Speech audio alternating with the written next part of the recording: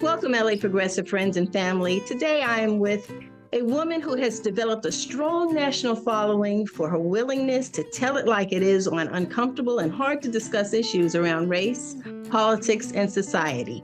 Her name is Jasmyne Cannick, and we're proud to publish lots of her fabulous writing. Jasmyne, welcome. Thank you for joining me today. Thank you, Sharon, and thank you for always supporting my work and my opinions and my thoughts. I appreciate it. Oh yeah, and the support is mutual. What a lot of people don't know is when Dick and I first started the LA Progressive and we had opened up our first WordPress website, we didn't know jack about WordPress. And you offered us just so much advice. I can even remember coming to a coffee shop in the Leimert Park area and you giving us a hands-on class. And I so appreciate that. And that was like 17 years ago. Can you believe it? Oh God, I'm getting old. Yeah, that's amazing.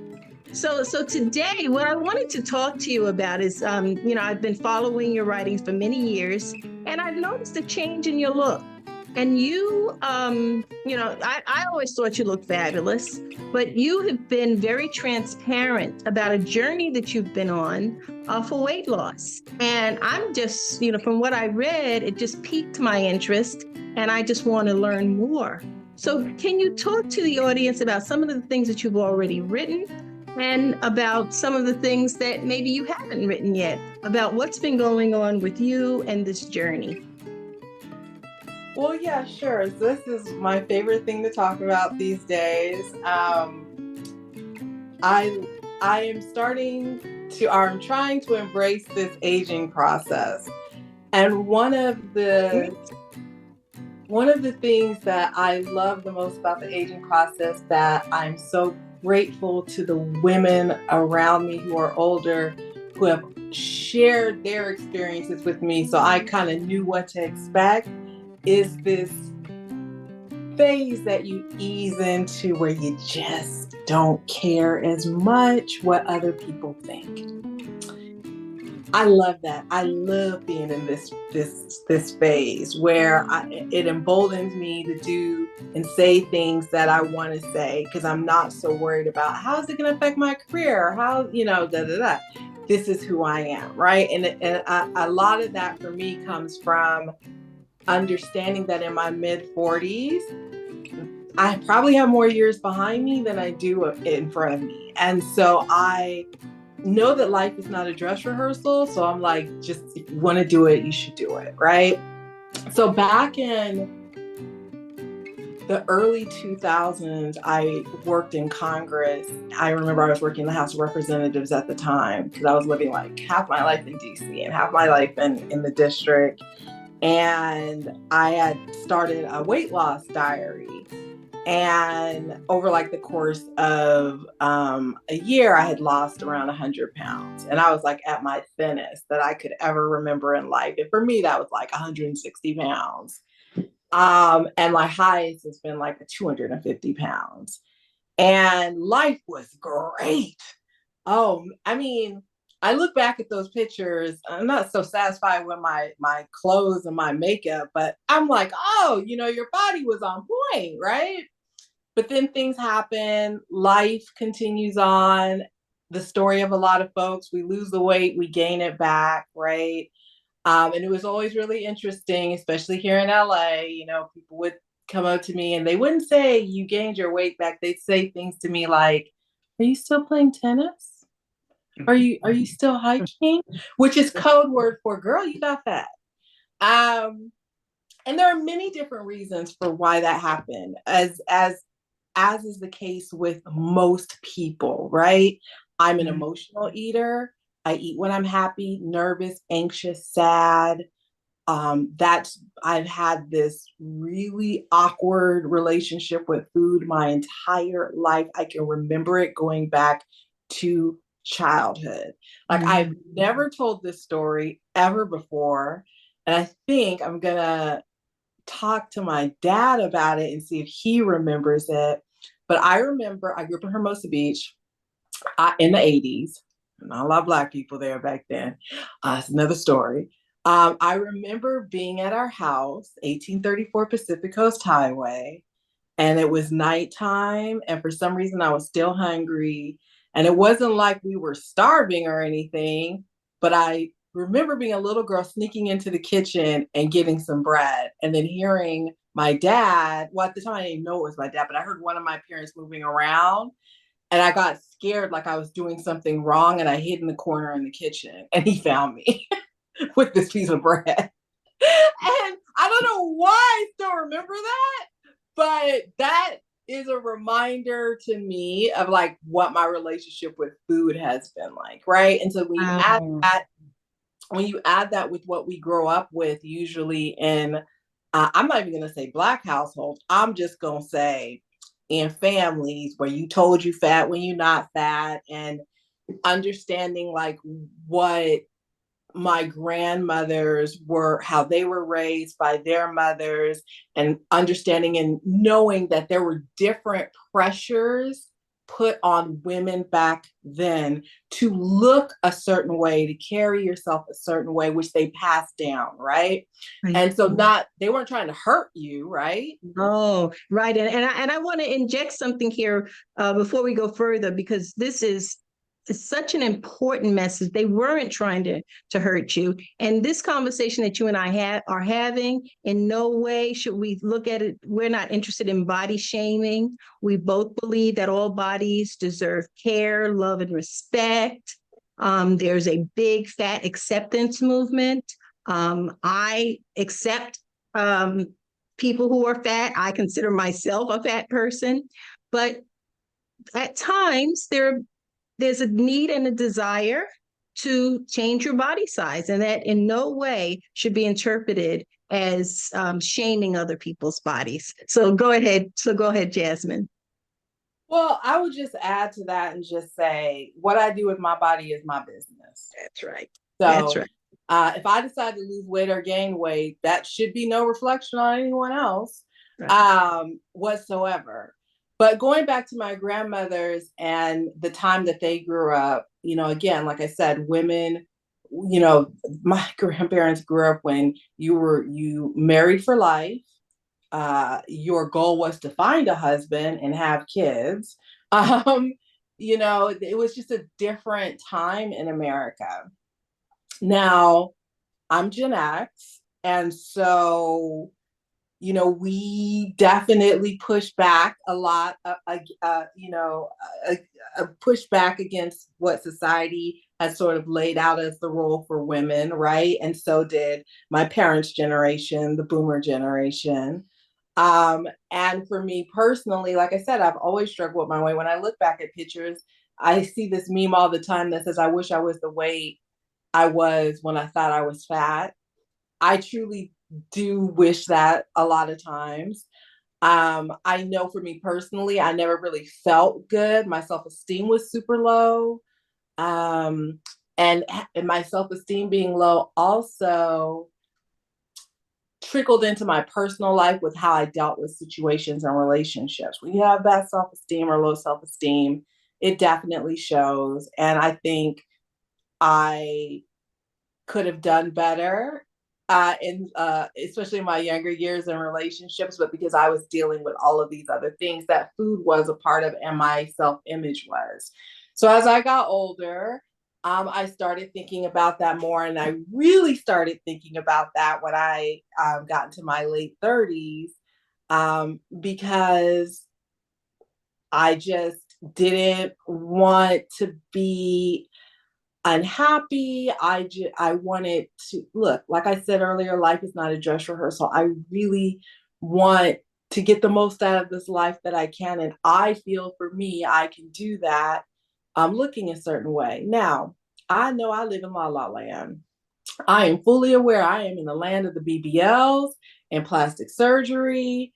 And this we're in this time where people who are not Black do everything, get all of our features, except for the darkness of our skin. They get it tan just slightly, but not as dark. But they want our lips, our butt, our thighs, and things that I already have naturally, right? Things that you have naturally. So I embrace my curves. I just want them to be a certain type of curve, and I wanted to be healthier. Now, me personally, when I was, this was about, so I'm in my mid 40s, so my early part of my 40s, my doctor said straight up, you are we're about to have to say that you're a diabetic. Your A1C is 6.7. If your A1C stays at 6.7 for this amount of time, we're going to put you on insulin. That really scared me because I come from a family of diabetics and amputees, and folks who had a lot of problems because of diabetes, some who died. And that was a wake up call for me. And so I started taking little baby steps to try to figure out how to fix it. Now, at that time, I was somewhere between, I'd say, 240 and 250, and I'm 5'6". And believe me, when I say all that, I don't say it to conform to the white doctor's standards of what a woman my height should weigh, because I'm a Black woman. So you can add 20 extra pounds to that automatically, right? Because I got curves. But still, that was really high for me. And even more than that, Sharon, I could tell I wasn't doing well, breathing well, walking well. No matter how I carried it, I still knew internally I wasn't feeling well. So I started on a medical weight loss program through my doctor at Kaiser. And I always shout out Kaiser because I appreciate being in this program. It has taught me a lot.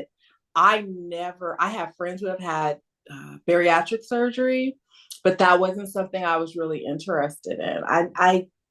I just didn't want to do that. So I did this other route that they offered, which was like nutrition and taking pills, right? Like they figured out what pills to give you to help you with your eating and stuff like that.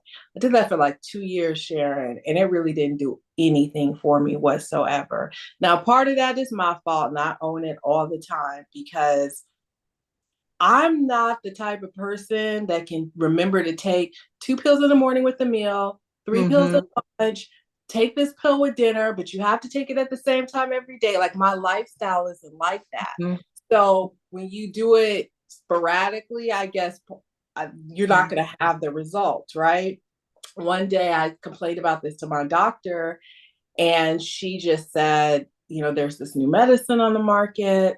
I didn't know anything about Ozempic whatsoever, but I was down to try it. I was just a little hesitant when she brought it up because she said it was an injection, and I was just like, I don't know if I can do that, but I'll definitely consider it and give it a try. And I actually did, and it wasn't like watching my granddaddy give himself insulin. It was a pen, and it's just you don't even feel it. So it worked. And it took about a year, I would say, for me to start to see results with Ozempic.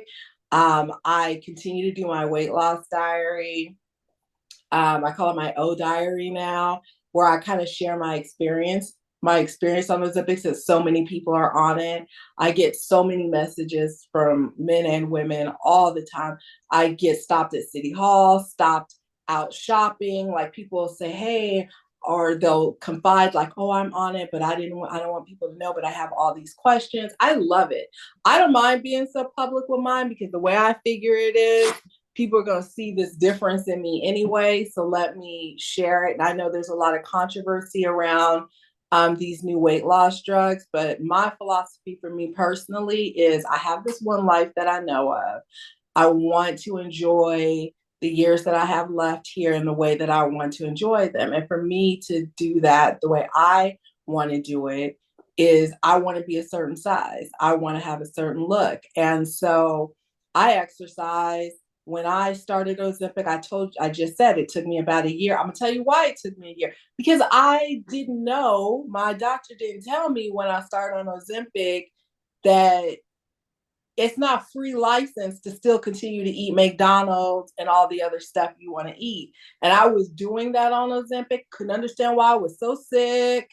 Yeah, so talk about that. I didn't know that you could do it and still be on Ozempic. You could actually continue to eat like that.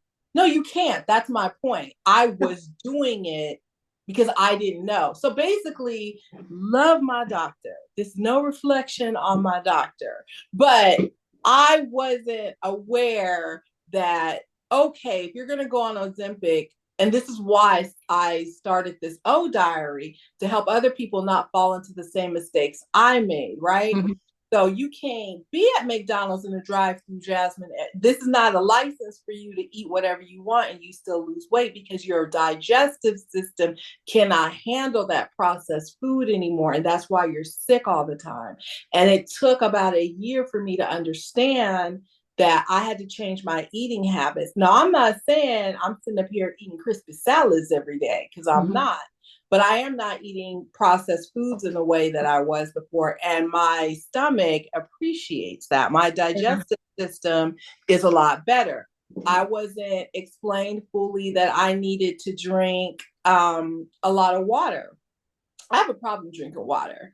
I had this water bottle back here behind me with my little peppermint patty and all my rock bands on it. And during the conversation, we may be talking, you might see that water bottle light up. I had to buy myself a special water bottle that lights up to remind me it's time to drink. That's how bad my water drinking habit would be. I drink more coffee than water. And so what happened was I ended up in the hospital. I ended up in the hospital earlier this year. Were you dehydrated? I was dehydrated. I was iron deficient. There was all this stuff, but most of it was constipation. That's a big thing with Ozempic. Oh no! So a lot of people drink like a fiber solution every day. Again, things I had to learn along the way.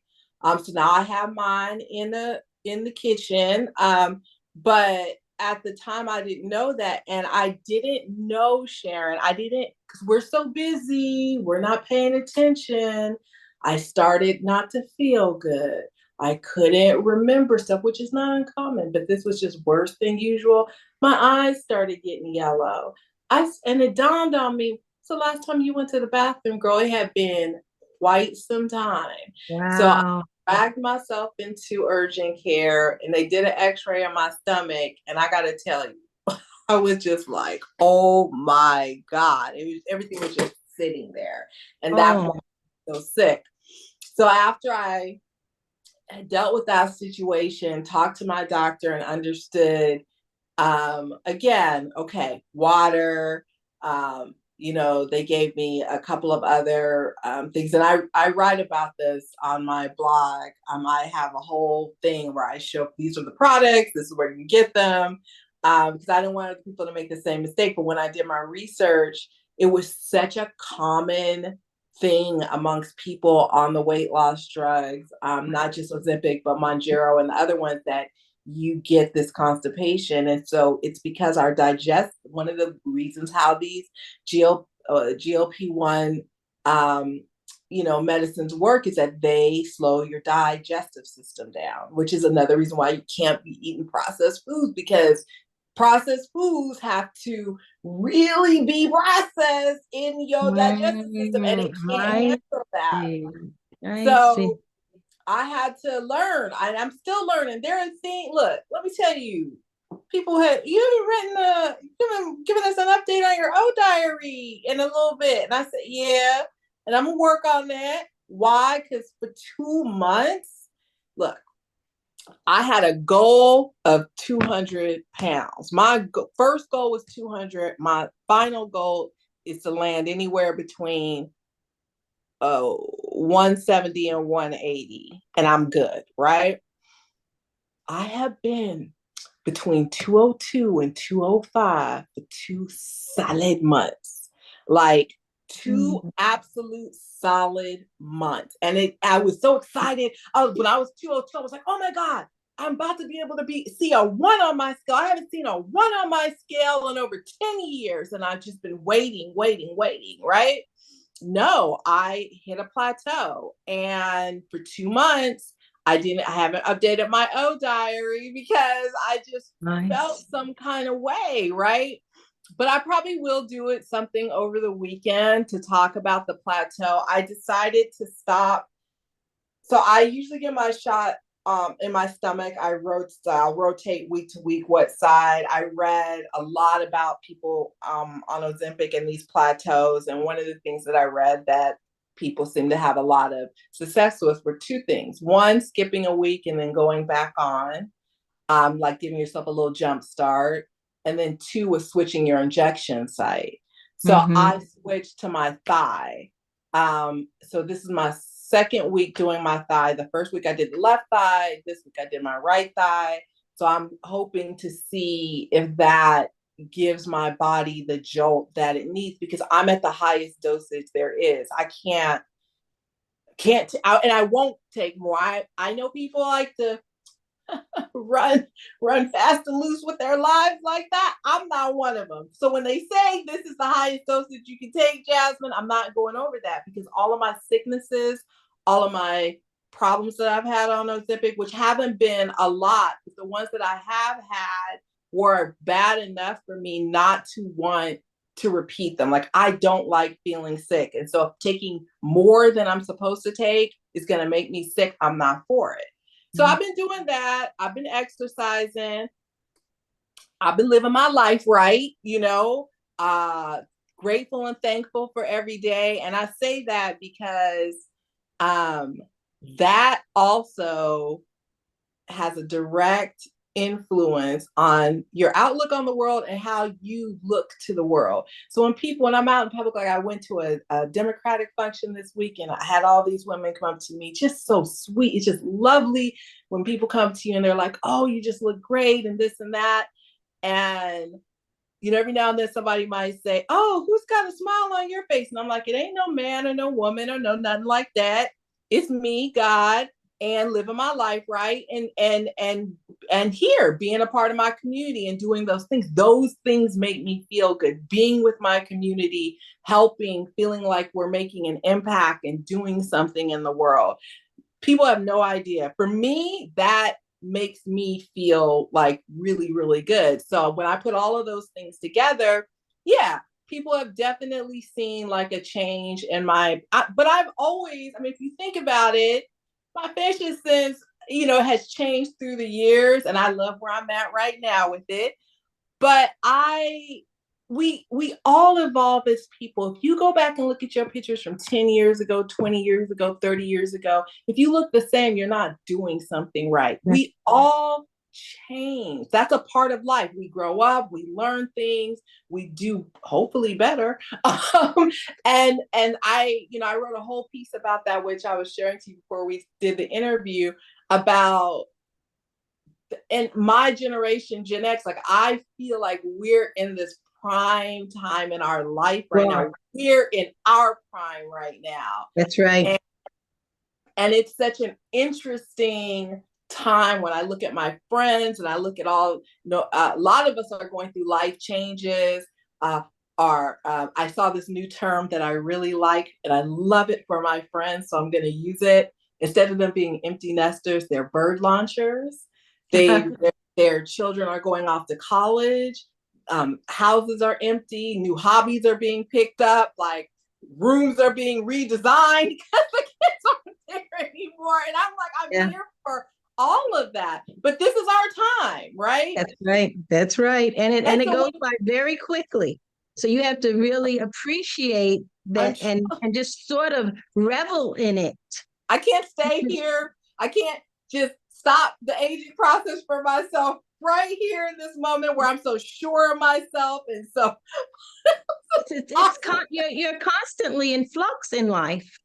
One thing that I'm interested in that we haven't discussed is you talked about food and the role that food has played in your life. But now that your diet has changed, and I'm assuming significantly, what about the benefit or the soothing parts that food played for you? It did something for you that this new diet is. So what's happening there? Is there a void that food used to fill that is now back to being a void?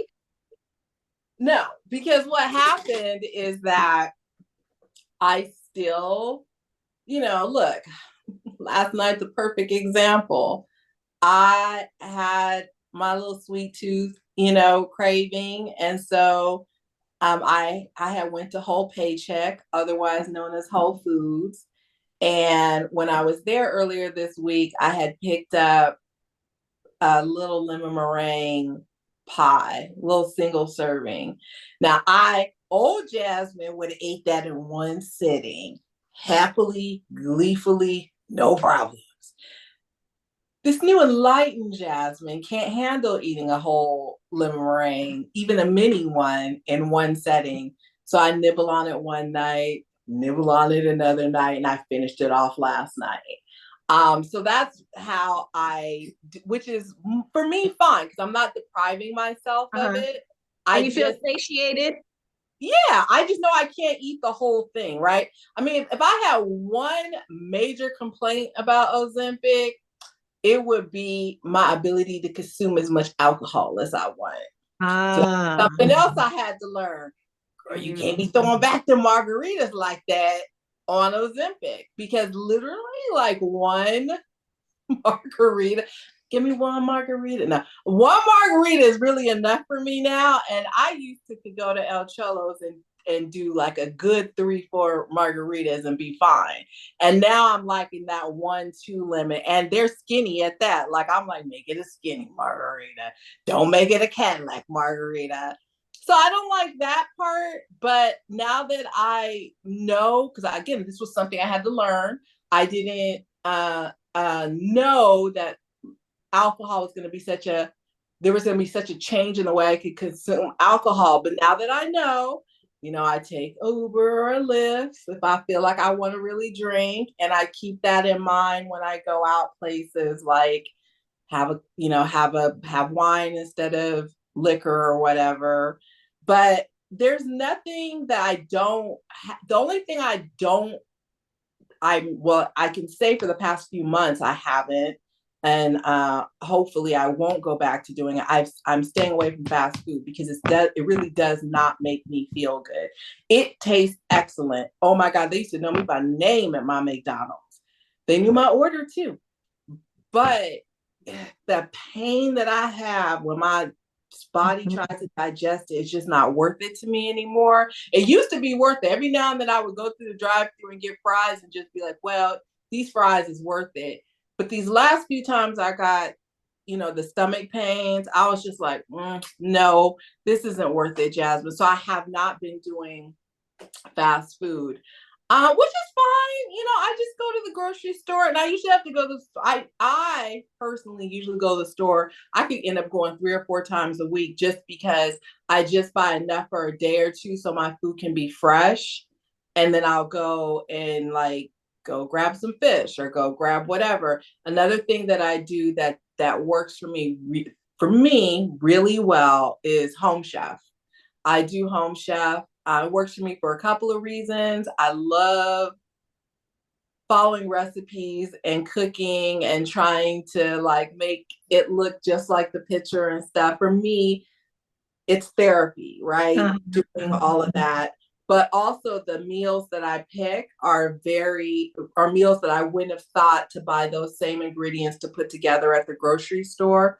And it works for me. And with the cost of food these days, I find that using Home Chef, if I order 3 meals from Home Chef, one, it's cheaper than the grocery store, but 2, I usually get 6 meals because whatever I make for dinner, it's always, you can't order food for one, 2, 4 or more, right?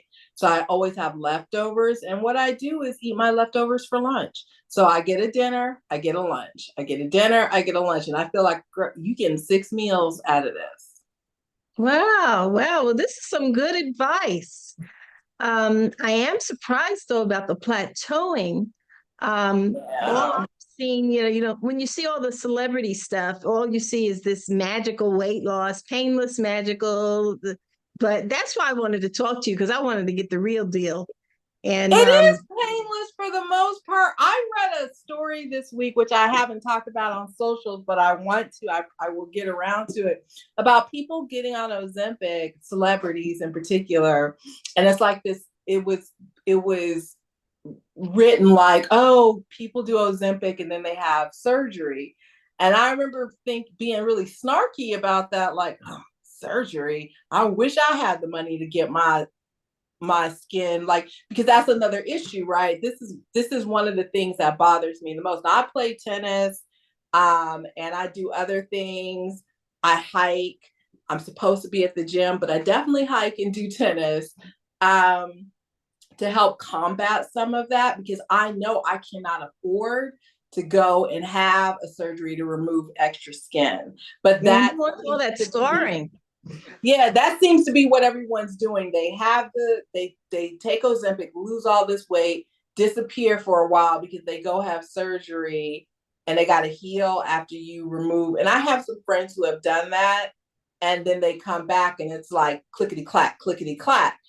Okay, well, I don't have that. So I'm going to take the Ozempic anyway and lose the weight. And I'm going to help my body along by playing tennis and hiking and lifting weights.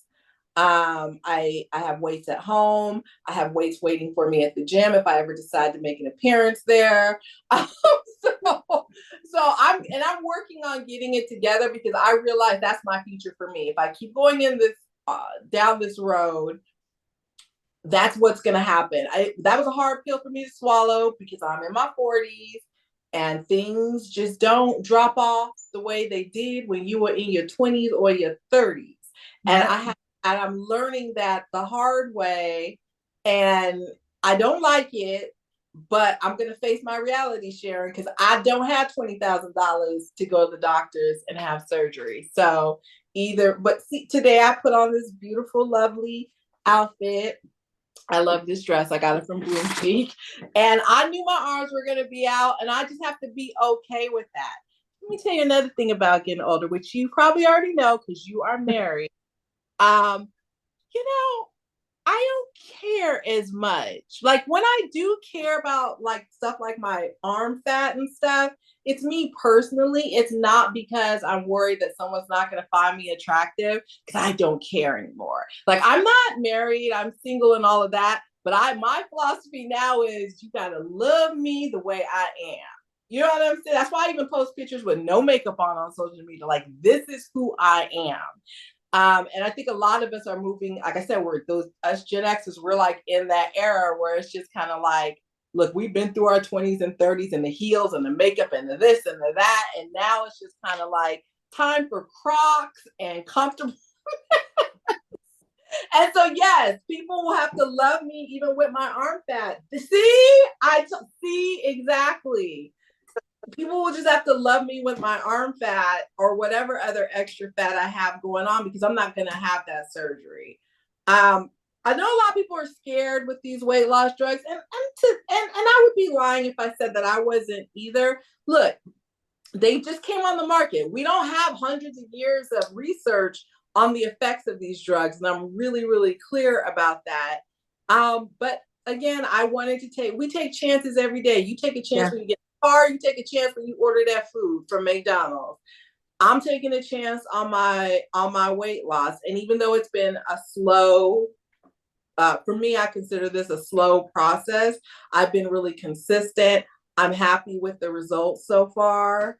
And, like I said, my illnesses, the things that happened to me had more to do with me not knowing than the actual medicine. Like, had they told me, drink this amount of water, don't eat these processed foods, I would have followed those instructions. Mm-hmm. And so that's why I do that diary, because I'm trying to help other people so you don't end up in the ER because you're constipated or this or that.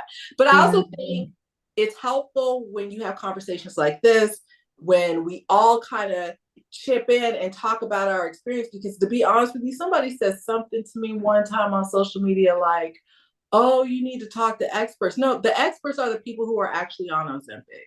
The experts are the people who are actually walking that life every day. And those are the groups that I belong to on social media. So, because I want to hear what's going on with other people and how they're. One of the big things is hair loss. I hear a lot about hair loss in these groups. Yes. lots, and yeah, I love my hair. So I've been paying attention to that too. And when I go get my hair done, I ask for two questions. You see any gray? Do you see any bald spots? So far, we doing good. So, I'm paying attention. I'm reading what other women and men are saying in these groups about, and I appreciate that they share, so I share, and that's how we all make that our little O community. And it's not just O, like I said, it's Manjaro and the other ones too. That's how we all sort of help ourselves, get through it. Yeah, but so it's all this the GLP-1 classification of medication, and there are many that fall in that classification. Well, Janet, I think our time is coming to an end. Jasmine, thank you so much for really being so open about this, and I wish you continued luck. I'm loving the pictures that you're posting of yourself, Thank you. So you're kind of taking us on the journey with you. I am. Why not? I mean, I've been taking everybody on the journey with my life for the past 20 years. We shouldn't stop now, right? So let me just ask you one final question. Now that you've had all this weight loss, have you noticed that you're spending a lot more money on clothes? I've always spent a lot of money on clothes. So, and I have a whole thing where with what I do with the clothes, once I can't fit them, I have a store on my website. And then a lot of my clothes, I also, again, getting older, living out dreams, wanting to do things. I wanted to be a plus size fashion influencer. So I've sort of stepped into that world as well. So luckily for me, I do get clothes sent to me to wear as well, which I do, and I love doing that. I wrote about that today because I'm trying to get people to understand, like, you can't just be putting people in a box like, well, this is all they do, and da da da da. No, we do many different things. I tell people all the time, there is no politics without fashion either. Every time Kamala Harris hits the stage, they talk about what she's wearing. Same thing with that other man. Same thing with, the governor and his hair and this and that. Fashion has always been a part of the media, not news media, as well as politics. We always look at people and their image, how they're put together. And for bigger women like myself, we are enjoying this time because clothes are being made in different, much more diverse styles for us than there were before. Like, it used to just be muumuus and, solid colors, and it was just horrible. And now I can wear the same outfit as someone who is, 60 pounds skinnier than me. They actually make it in a size beyond a 10 now, which I appreciate. I will never forget how, I don't know why I was so proud, but I was so proud and happy for Stacey Abrams when she had announced and was running and was on the main stage. And I was like, look at her outfits, look at how she's carrying herself.